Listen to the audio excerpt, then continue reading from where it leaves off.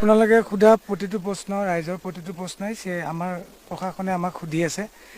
এবাৰত এনেকৈ ঘপককৈ ক'ব নোৱাৰি। 12 ঘণ্টা 15 ঘণ্টা জোৰা আমাক জেৰা চলাইছে।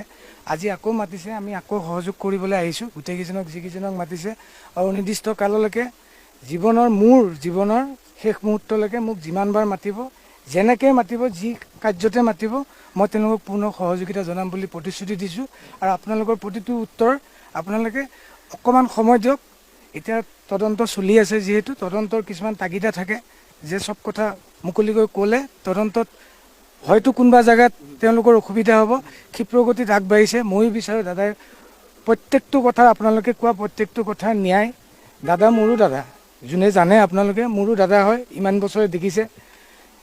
দাদাই ন্যায় পোৱাটো মোৰ অন্তৰেদি, মোৰ ঘৰৰ, মোৰ আত্মায়ো বিচাৰে দাদাই ন্যায় পাওক। আৰু তাৰ কাৰণে মোৰ কৰিবলগীয়া যিখিনি আপোনালোকে যেনেকৈ আহিছে, মোৰো কৰিবলগীয়া যিখিনি প্ৰশাসনক সহায় মই কৰিবলৈহে আহিছোঁ।